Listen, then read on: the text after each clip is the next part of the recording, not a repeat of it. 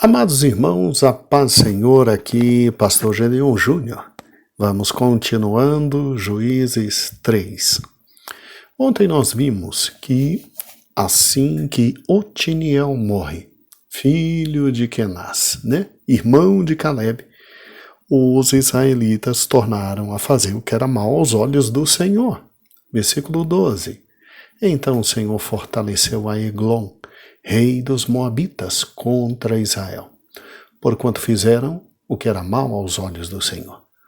E Eglon reúne consigo um grupo de reis, uma confederação, poderíamos dizer assim, os filhos de Amon, os amalequitas, os filhos de Moabe, os moabitas, e, obviamente, vem contra Israel. Infelizmente, toma a cidade das palmeiras, que é exatamente Jericó, e tornam Israel seus escravos por 18 anos. 18 anos. Então nós vimos que com a morte de Otoniel o ciclo recomeça. Porque, infelizmente, os israelitas, de novo, caem no mesmo problema de achar que o Senhor Deus não existe e viver como se não existisse o Senhor Deus. E aí Deus entrega os israelitas a Eglon, rei de Moabe.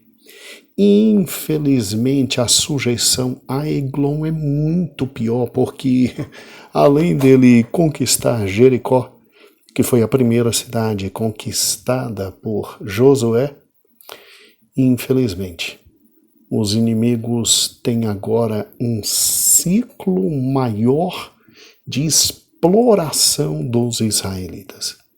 Ou seja, infelizmente, sofrem na mão aqui de Eglon muito mais do que Cusã-Risataim. Cusã-Risataim foi só 8 anos, Aqui são 18. Infelizmente, 10 anos a mais de sofrimento. E aí é num ciclo como esse que Deus levanta alguém com características tão especiais e diferentes que o texto diz exatamente assim no versículo 15. Então os filhos de Israel clamaram ao Senhor, e o Senhor levantou um libertador, Eude, filho de Gerá, ou Gera, filho de Benjamim. Ele vem da tribo de Benjamim, homem canhoto. E os filhos de Israel enviaram pela sua mão um presente a Eglon, rei dos Moabitas. Vamos aqui, por gentileza, compreender o versículo 15, porque ele é muito importante para nós. Que história é essa de Eude, filho de Gerá, Ele simplesmente um homem canhoto, porque a Bíblia diz que é um homem canhoto, e porque os filhos de Israel enviam pela mão dele um presente a Eglon. Na verdade, irmãos, não é assim presente mesmo. O que você tem aqui é, infelizmente, uma das mais vis e terríveis sujeições que existia naquela época. Ou seja, os povos que eram escravizados literalmente tinham que pagar tributo. Sim, tinham que pagar tributo. E exatamente, Eude é o homem escolhido por todo Israel para pagar este tal tributo. Está compreendendo? Eude é esse homem de Israel e escolhido para pagar tributo. Mas como assim tributo? Irmãos, você está diante de um povo que está simplesmente subordinando outro povo. E se você não quer ser destruído, ou pelo menos aqueles que viveram ante a primeira destruição, se não quiserem ser arrebentados, ótimo, vão ter que pagar tributo. Eu vou ler para os irmãos um texto de um livro.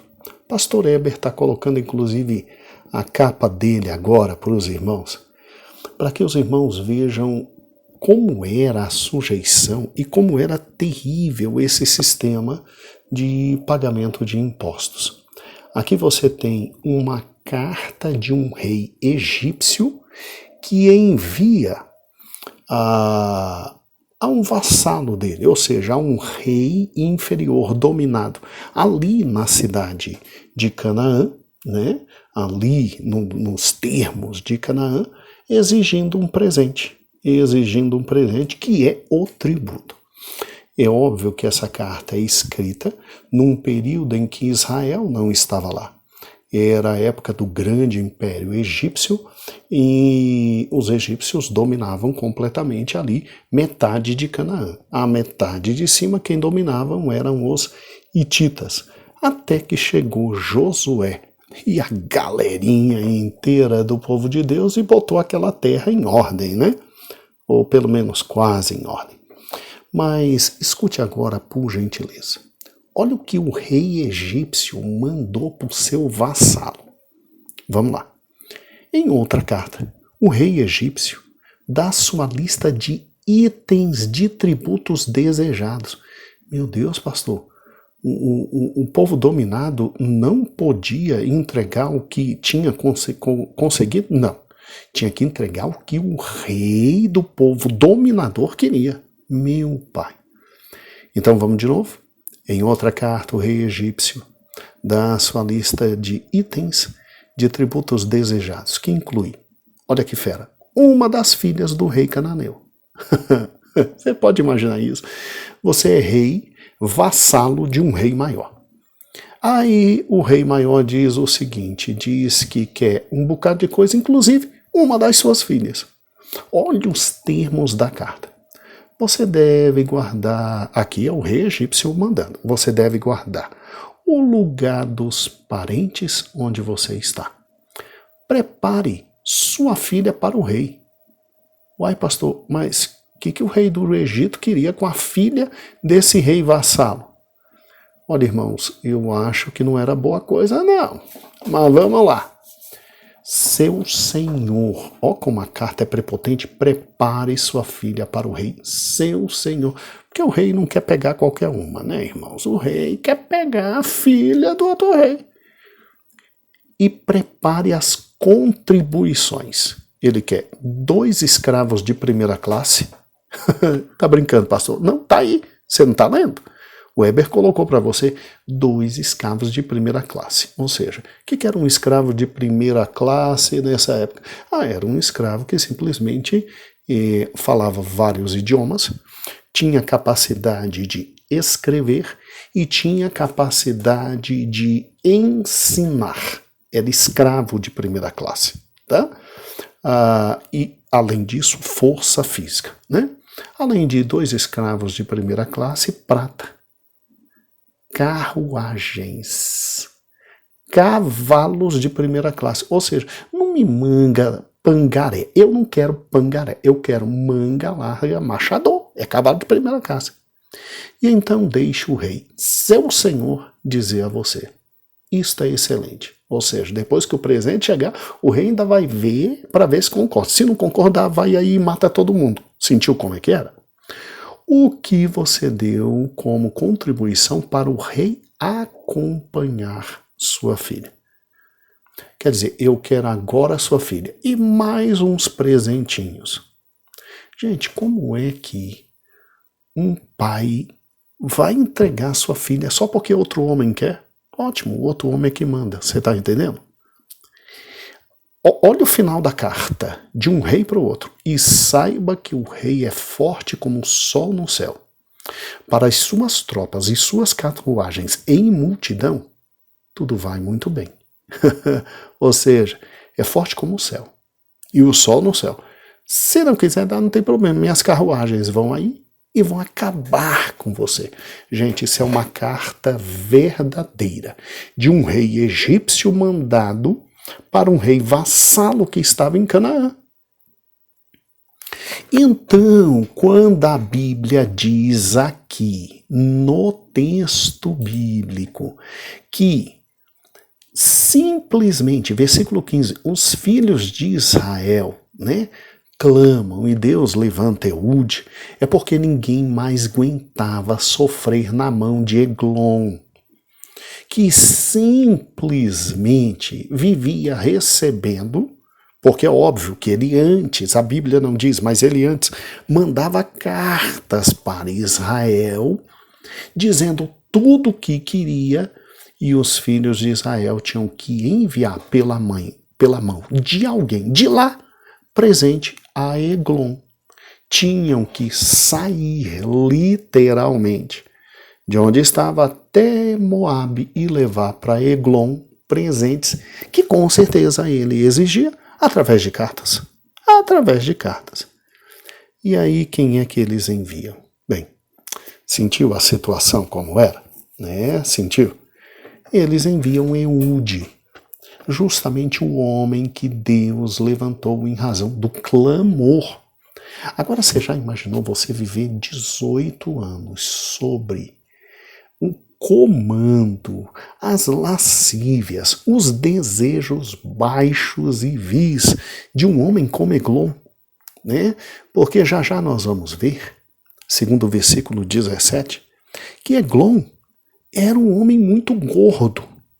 E, meu amigo, para você botar comida no bucho de um homem como Eglon, que não queria, com certeza, qualquer comidinha, queria do de melhor, rapaz, o sofrimento era muito grande. Era muito grande. E aí, o que acontece? Olha que interessante.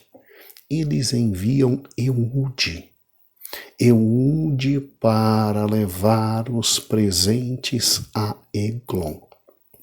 Pelo texto, porque o texto no versículo 16, 17, 18, 19, diz que o texto, ele não diz, mas ele deixa nas entrelinhas aberta uma possibilidade de interpretação muito grande, porque a Bíblia diz que Eude chega, e Eude, dessa vez, quando ele vai, ele faz para ele uma espada, e ele esconde a espada. E Eude, quando vai, ele leva o presente para o rei, e levando o presente para o rei, parece que ele não tem muito espaço para se aproximar do rei, né? E aí, obviamente, ele entrega, segundo o versículo 18, o presente ao rei, se despede e sai. E aí, quando ele está literalmente lá no campo, ao pé de Gilgal, quando tinha muitas imagens de escultura, Eude resolve voltar sozinho, né? E volta lá ao rei sem ninguém, e o versículo 19 diz o seguinte: Rei, eu tenho uma palavra secreta para ti, ó rei. Uma palavra só para o Senhor. Aí o rei olha para Eude e diz assim: todo mundo se cale. Obviamente, todo mundo entendeu, todo mundo sai de perto. O rei faz Eude entrar em uma das suas salas secretas lá, né? A sala de verão, que a Bíblia diz no versículo 20 que era uma sala que o rei tinha só para ele. E aí Eude disse: eu tenho uma palavra de Deus para o Senhor. Bem, Eglon se levanta, até por uma questão de respeito, né? Era o Deus do povo subordinado, então fale a palavra de Deus. Alguns dizem que não foi respeito. Alguns intérpretes dizem que ele se levanta em razão de como ele era do povo dominador sobre Israel, ele ficava em pé para que, quando o Deus de Israel, usando Eude para trazer uma palavra para ele, soubesse que estava falando de Deus para Deus. Você compreende? Coisa assim de grande para grande, porque os reis eram considerados naquela época também filhos de Deus e sim a presença de Deus. E aí ele se levanta da cadeira, ou por respeito, ou porque estava numa posição de soberba, para que aquele que falasse não encontrasse sentado de cabeça baixa, mas numa posição grande. E aí Eude tira da sua mão esquerda a espada que tinha feito e tinha escondido na coxa e crava no ventre do rei. Enfia toda, enfiou toda de tal forma que a gordura dele era tão grande que Eude não conseguiu trazer a lâmina de volta. A lâmina ficou no próprio rei. Aí a Bíblia diz lá no versículo 22, 23 e em diante, que Eude tranca todas as portas e consegue sair e fugir. E aí, fugindo, ele chega lá onde está todo o exército de Israel, preparado, absolutamente preparado, para vir de uma vez por todas e acabar com os moabitas. E aí no versículo 27 ele toca a buzina, o exército já está preparado nas montanhas de Efraim, e ele diz, segui-me, porque o Senhor me tem entregue os inimigos, e aí eles vêm, e no versículo 29 diz que eles ferem 10.000 moabitas, e o versículo 29 faz questão de dizer todos corpulentos, ou seja, fortes e valorosos. Deus deu vitória para eles. E aí diz no versículo 30 que Moabe foi subjugado na mão de Israel e a terra teve sossego por 80 anos, o dobro do primeiro grande juiz, Otiniel. O dobro do primeiro grande juiz. Não é uma história interessante, não é uma história com detalhes interessantíssimos. Preste atenção. Então, primeiro grande detalhe aqui é exatamente esse. Israel manda o presente, que não é presente, é tributo. Eles estavam sofrendo. Sofrendo muito, porque se um rei com proporções físicas normais já trazia grande problema, Eglon, então, meu Deus do céu, devia trazer muito problema. E aqui não estou falando mal de Eglon, não, é porque meu amigo era extremamente obeso mesmo, e um homem como esse não devia ter muito limite, e no seu reino exatamente se devia gastar muito, né? Israel estava arrebentada, Israel tinha que plantar muito, tinha que colher muito, tinha que fazer muito. Israel sofreu 18 anos na mão deste homem. E aí, quando eles mandam naquele ano o presente, engraçado que Eglon, ele parece, à luz do contexto, conhecer Eude. Parece que Eude era sempre aquele líder que levava os presentes a Eglon. Parece que Eude era aquele líder que de ano em ano, ou de mês em mês, ou de 6 em 6 meses, a gente não sabe, a Bíblia não diz, né? O que a gente sabe dos livros de história é que os reis governantes mandavam para os governados simplesmente o que você acabou de ouvir, meu amiguinho. Cartas exigindo absurdamente tudo. E Eude teve que levar. Eude parecia bem conhecido, tanto é que quando ele volta e ele tem esse plano de primeiro matar o rei, para depois chamar um exército que está escondido, para vir sobre os moabitas, o rei até o recebe, vai com ele num local em separado. Ele parece ter até um certo, né? Uma certa confiança, talvez. Ou será que Eude era alguém que tinha um problema físico e que talvez o rei não se sentiu ameaçado? O que você acha? É interessante, né? Mas hoje eu prometi falar de Eglon. Eglon é esse rei inteligentíssimo. Eglon é esse rei terrivelmente maligno, que sabe que não tem como conquistar Israel sozinho. Faz uma aliança, e vamos ser francos, se ele fez uma aliança, em primeiro lugar, com seu irmão, porque Eglon era moabita. Agora, se ele faz uma aliança com Amon, seu irmão, os amonitas, e ainda leva a reboque os amalequitas, então Eglon era um homem forte e poderoso. Ele tinha nesses outros dois reis vassalos. Ele devia ter chamado esses dois reis para atacar Israel e dividir o despojo entre todos. Sabe o que significa isso? Significa que durante 18 anos não é só Eglon que está simplesmente tirando de Israel tudo. É Eglon com quem? Com subdivisões amonitas e amalequitas. É isso que está acontecendo aqui. É uma confederação de reis que tem Eglon, seu grande rei, e que simplesmente está explorando Israel. Então, vamos lá. 100% dos despojos do que ele roubava de Israel, ele devia ficar com 80%. Os amonitas com 10%, os amalequitas com 10%. Talvez por aí.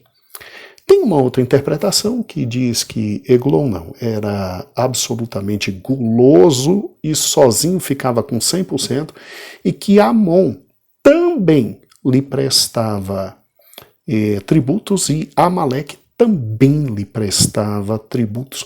Esses dois povos lhe eram submissos como Israel. Agora, eu acredito na primeira interpretação de que eles eram amiguinhos mesmo, e Eglon era mais poderoso, ficava com mais, e que os outros dois ajudavam. Porque Israel sozinho, quando Eglon é morto e quando os moabitas são atingidos, que quem são os atingidos são os moabitas, 10 mil. A palavra de Deus, de forma muito clara, direta e objetiva, diz aqui que são 10 mil. Versículo 27. Eude toca a buzina, Eude chama todo mundo para segui-lo, e foi subjugado Moabe. Então, veja que interessante, né? Moabe foi subjugado, né? E Moabe se arrebentou todinho, e veja que os amonitas e os amalequitas não vieram defendê-los. Então, ao que parece, Eglon ficava com 100% e os outros povos talvez eram submissos. Mas isso é mera interpretação. O que é interessante é que Eglon é um rei poderosíssimo, é um rei que pode chamar outros para vir com ele, para arrebentar a vida de Israel. E Eglon recebe tributos que com certeza ele exige. Agora vamos lá. Mas se a outra interpretação for certa, se amonitas e amalequitas estavam junto com Eglon e dividiam tudo o que recebiam, não em partes devidamente proporcionais, 1/3 para cada um, não. 80% para Eglon, 10% para Amon e 10% para Amaleque, acabou. Meu Deus, Israel sofreu demais. Israel agora estava na mão, era de 3, integrando tributo para 3 e se arrebentou completamente. Meu Deus do céu. Veja, irmãos, o juízo de Deus nunca é pequeno. A quem mais é dado, mais é requerido. Vamos lá, pare e pense comigo. Antes, eles foi só 8 anos na mão de um único povo. Agora, existe a possibilidade interpretativa de você dizer que nos 18 anos, porque a Bíblia diz 18 anos, eles tenham ficado servindo 3 povos. Um povo a mais, que é os moabitas, e 2 povos, com proporções menores. Mas era muita coisa. Era muita gente roubando. E o pior, num tempo maior, 18 anos. Sabe, irmãos, a vida é assim. A vida é assim. Um abismo puxa outro abismo. Só que o segundo abismo é muito maior que o primeiro. O segundo abismo é muito mais pesado que o primeiro. A coisa não é brincadeira não, irmãos. Se a interpretação correta for que os moabitas eram o povo principal e os amonitas e amalequitas eram povos que secundariamente estavam junto com Eglon, mas que estavam também comendo e bebendo, o que eu não duvido. Então Israel agora está numa situação muito pior. Gente, não é possível. Israel agora tinha que aprender. 18 anos, servindo 3 povos. E eu te mostrei uma carta de um rei egípcio cobrando de um serviçal, rei dele em Canaã. Você vê o nível que é a coisa. Agora, você já imaginou o que Eglon exigia dos israelitas? O que Eglon exigia dos israelitas? Devia ser algo horrível, né? Devia ser um sofrimento muito grande. Mas Deus levanta agora um juiz completamente diferente do primeiro juiz, Otiniel. Jesus aqui levanta a pessoa mais improvável do mundo para que Israel fosse liberta. Irmãos, vou ser muito franco. Todos menos Eude. Todos menos Eude. Meu Deus do céu, eu paro e penso, como é que Deus levanta Eude? Eu vou te ser franco, se Deus levanta Eude, Ele levanta qualquer um para a sua obra. Porque Ele é Deus.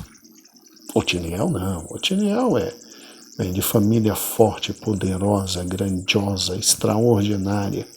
Mas Eude, filho de Gera, filho de Gemim, ou seja, da tribo de Benjamim, a menor das tribos, e Eude, homem canhoto? Ah, que Deus grande é esse! Mas para eu poder te ensinar isso, é só amanhã. Me perdoe. O áudio termina hoje. Por incrível que pareça, já tem 27 minutos. Quanta coisa, né? E eu prometo que amanhã estamos juntos, na presença do Senhor, aprendendo sobre o improvável Eude. E louvado seja o nome do Senhor, que levanta não só Otiniel, mas levanta também Eude. E como Deus é maravilhoso. Agradeço a Ele, o grande Deus, pela oportunidade de partilhar com você a palavra dEle. Agradeço a você, a audiência. Que paciência maravilhosa, né? Está crescendo? Está gostando de Juízes? Está aprendendo? Que coisa boa! Agradeço a minha pastora presidente pela confiança. Um beijo a todos e até amanhã com Eude, filho de Gera, filho de Benjamim. Um grande abraço. A paz do Senhor.